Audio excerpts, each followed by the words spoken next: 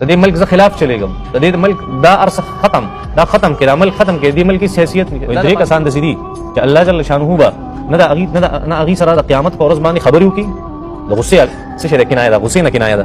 نه بعد الله جل شانه دغه انسانانو سره درې انسانانو سره نه خبرو وکي په سمخله باندې، دا به وتوي چې پوری شي، دا به وته نه وي چې مینه محبت خبرې وسره وکي، سلام به وته نه کوي الله جل شانه. یو الله جل شانه هغه به سره په مینه باندې خبرې نه کوي. دویم الله جل شانه به دې ته معافي نه کوي. او دریم الله جل شانه به چرته په دې من خپل رحمت نازل نه کوي او همیشه په لعنت کې وساتي. هغه درې کسان کم کسان دي. یو هغه انسان دی چې هغه زنا سره عادت شوی، د سره زنا سره عادت شوی. حدیث شریف نور الفاظ راځي خو دغه مفهومي حدیث شریف دا راځي یو زناکار بوډا، څوګه زناکار بوډا دریو کسان کې. دویم هغه بادشاہ دی او هغه د قوم مشر دی چې هغه دروغجنی، دروازه خبره ده سیاستدانان دې ته لګي واچوي، بل معاشرتي د جرګو مشران دې ته لګي واچوي، هغه د قوم مشر چې هغه دروغجنی. دویم هغه سره دی.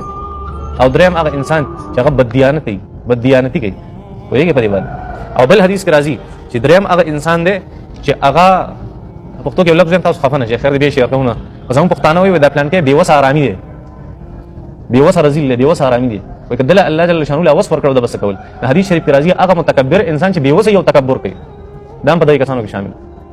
بیوس متکبر اېدا څه خلک په معاشره کې وس یو شي چې هغه بس کوي، ځکه الله وس نه ور کوي. انسان ته الله ګوري هغه شان دي معامله وسره کوي. ها خبر ډیری دي خو سره یو چې الله جل شانه فرمایي چې تاسو بدکارې او زنا ته ونیز دیکھیږي، ځکه دا ډیره غلطه لار ده او دا بے حیا کار دی. بے حیا چې د انسان نه لاړ شي نو دی بیا هر څه کولای شي. او د مفسر په کتاب کې مې کته چې دا حیا د یو هتیار دی او د وسله ده چې دا این شیطان غالب کېدی نشي، او چې دا نه شیطان بیا سي هغه بیا غالب. دا یو قول ډیر زبردست، دا یو هتیار دی او اسلحه ده د شیطان خلاف. نو دلته خدا خبر او دریم الله ولا تقتلوا النفس التي حرم الله الا بالحق، تاسو یو نفس مقتل کوي مگر په حق سره. د یو انسان قتل کول برنا حق دا د سړي لکه تمام انسانان قتل کول.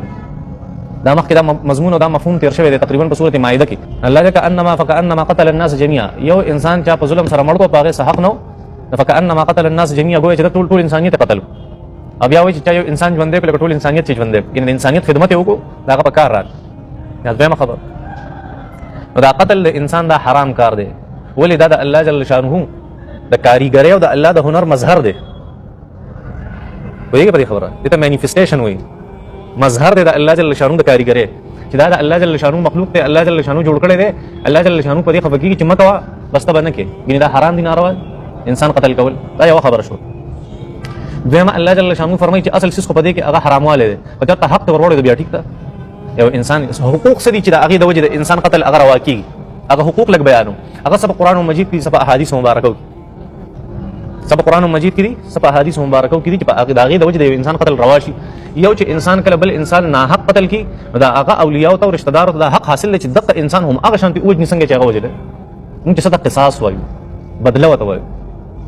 دا یو خبر. دویمه خبره کله چې انسان هغه شادي شوده ده او د بدکاری وکړه، زنا وکړه، دا قتلول شي، دا د قرآن مجید فیصله. دریم هغه انسان دی چې مسلمان یو د هغې نه پس دی مرتد شي، دا هغه قتل روا دی.